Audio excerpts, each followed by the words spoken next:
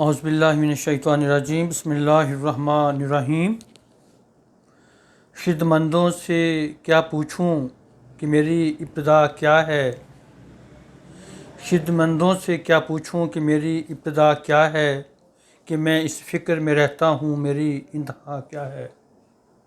My dear friends, मेरा नाम homeopathic doctor Mohammad Iqbal Kashif है।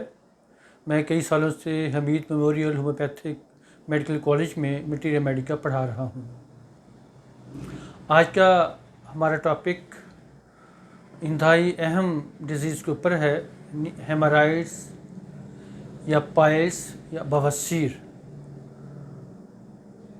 ये एक ऐसी बीमारी है जो कि बहुत ज़्यादा डिस्टर्बिंग होती है, मर्दों औरतों में बराबर रेशो के साथ पाई जाती है।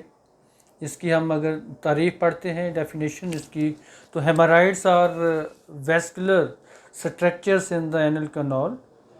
In their normal state, they are cushions that help with stool control.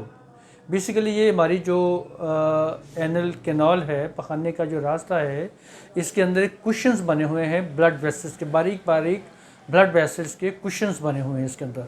और इनका काम क्या होता है, ये पखाने को कंट्रोल करते हैं।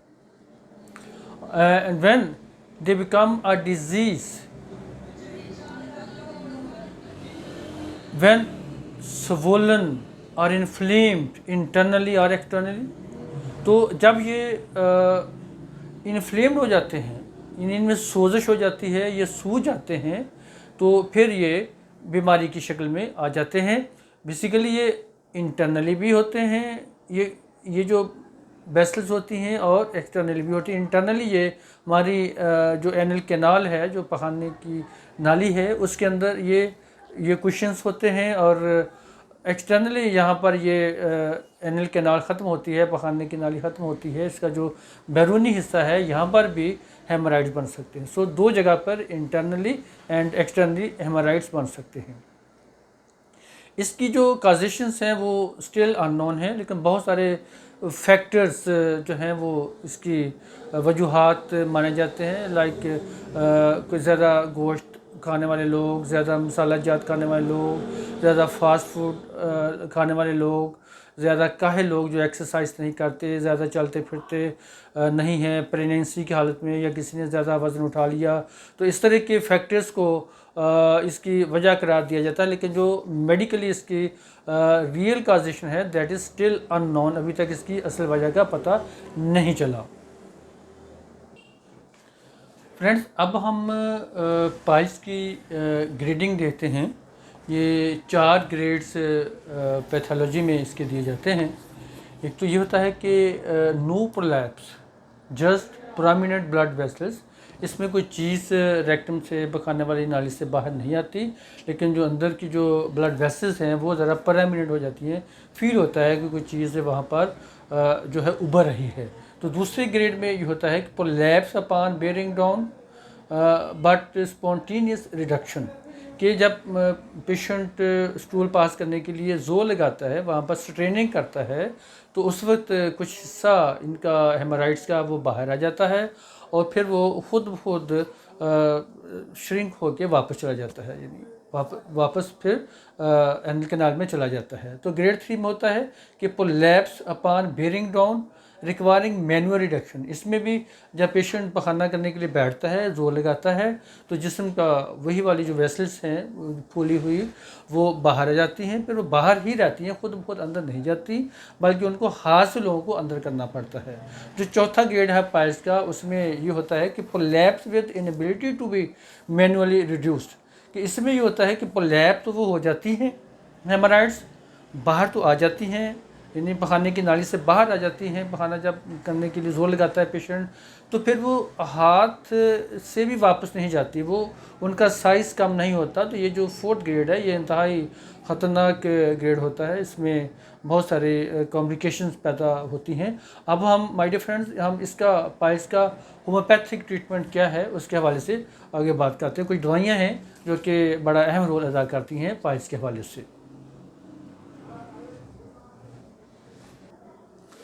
माय डियर फ्रेंड्स, ये हमारी होम्योपैथिक मेडिसिन्स हैं जो कि पाइल्स के लिए बड़ी आला दर्जा रखती हैं, टॉप रैंक पे आती हैं। तो उसमें सबसे जो आला दवा जो बहुत ज़्यादा जिसका क्योर रेट है वो डेट इज़ नक्स वामिका। तो इसकी मैं चूँकि ये डॉक्टर्स हजरात की हेल्प के लिए ये लेक्चर है, तो आम लोग ये मेडिसिन डॉक्टर की हिदायत के मुताबिक ही इस्तेमाल करें। तो इसमें जो पहली हमारी दवा है नक्स वामिका, इसका मरीज़ बड़ा चिड़चिड़ा होता है, बहुत चिड़चिड़ा इरिटेटेड होता है, वर्जिश से महरूम होता है, चाय शराब नोशी मुहर्रकात मसाला जात इस तरह की चीज़ें, कब्ज़ अद्वियात वगैरह अक्सर ये लेता रहता है। अलामात में ख़ास तौर पर ये होता है कि बार बार पखाना की हाजत होना, और इसकी एक बहुत बड़ी ये अलामत है कि मरीज़ जब वाशरूम में बैठता है तो उसको ये होता है कि मुझे अभी और पखाना आना है, अभी और पखाना आना है। This is called ineffectual evacuation. So next जो हमारी दवा है उसमें मक्कत में जलन होती है सल्फ़र में, और ख़ारिश की ज़्यादती ख़ुसूसन रात को होती है, सर की चोटी पर जलन होती है, बवासीर खून बंद हो जाने के नताइज मसलन सर में दर्द वगैरह का होना, ये भी सल्फ़र के अंडर आता है। उसके बाद जो हमारी नाइट्रिक एसिड है, थूजा है, ये तो हमें गाहे बगाहे एज ए इंटरकरेंट रेमेडी ये देते रहना ही पड़ती है। तो एलोस को हम यहाँ देखते हैं। इसकी 3 बड़ी अहम जो अलामात हैं वो याद रखने के काबिल हैं। एक तो ये होता है कि मरीज़ को ठंडे पानी से इस्तिंजा करने से आराम मिलता है। एलोस कोट्राइना में ठंडे पानी, इसके जो मौके होते हैं ऐसे होते हैं जैसे अंगूर का गुच्छा, वो है इस तरह के, इसके मौके बाहर आ जाते हैं, इसके जो मस्से हैं वो बाहर आ जाते हैं, इसके जो हेमराइड्स हैं वो इस तरह से वो बाहर आए हुए फील होते हैं। पखाने पतले और मक्कत के उज़ले का बेकाबू हो जाना, यानी खारी करते वक्त भी पखाने के निकल जाने का डर लगा रहता है। पेशेंट बड़ी बेचैनी की हालत में होता है, अपनी पोजीशंस को बदलता है। उसकी मेन वजह ये होती है कि इसको ये होता है कि जब वो एलोस कोट्राइना की बड़ी अहम सिम्टम है कि जब वो ये सोचता है कि वो हवा पास करने लगा है, हवा पास करेगा तो साथ उसका जो स्टूल है वो भी पास हो जाता है।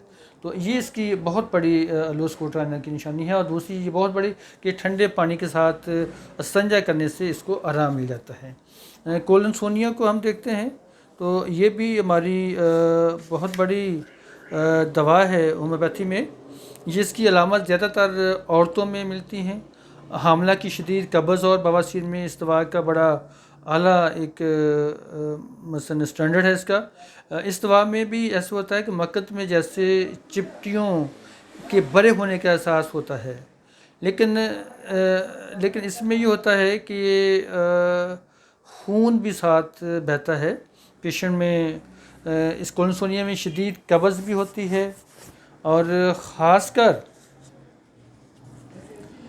ऐसा होता है कि बाज़ औक़ात जब पेशेंट की हेमराइड्स दब जाए, उसका खून आना बंद हो जाए, उसके साथ पेशेंट को हार्ट की प्रॉब्लम हो जाए, तो पाइल्स के दबने से हार्ट का मसला हो जाने के लिए, हार्ट के मसले को बेहतर करने के लिए या एंजाइना पेक्टोरिस को बेहतर करने के लिए, सही करने के लिए आपको कोलिनसोनिया देना पड़ेगी। इसके देने से दोबारा हार्ट की सिम्टम ठीक हो जाएंगी और पाइल्स हो के पेशेंट बिल्कुल ठीक हो जाएगा। तो हेमामेलिस भी हमारी एक बहुत बड़ी होम्योपैथी की ये दवा है। इसकी 2 अलामत बड़ी ही काबिल गौर हैं। अव्वल तो ये होता है कि ये ज़्यादा बेकसर खून आता है, बहुत ज़्यादा खून आता है, इसका खून स्याही माइल होता है। दूसरा ये होता है कि मौक़ों से बहुत ज़्यादा ख़ारिश होती है, पुरसोजिश होते हैं और दर्द होती है, अंदरूनी और बैरूनी दोनों तरह की जो पाइल्स में इसका मसलन इंटरनल एंड एक्सटर्नल दोनों तरह की पाइल्स में ये इसका बहुत ज़्यादा अच्छा क्योर रेट है। तो इस तरह से हमारी डिफरेंट ये टॉप रैंक की हमारी मेडिसिन हैं, और भी बहुत सारी मेडिसिन हैं पाइल्स को दूर करने के लिए। तो इसके लिए चंद इंस्ट्रक्शंस मैं आपको बताना चाहूँगा, जिससे आप अगर कोई पाइल्स का मरीज़ है तो कुछ हद तक उसकी अलामात में, उसकी प्रॉब्लम में, उसी दर्द में एमिलिएशन आ सकता है। एक तो यह है आप पानी ज़्यादा पिएँ, ज़्यादा मसाला जात वाले खाने ना खाएं, ज़्यादा फास्ट फूड का इस्तेमाल ना करें, ज़्यादा तली हुई चीज़ों से बचें।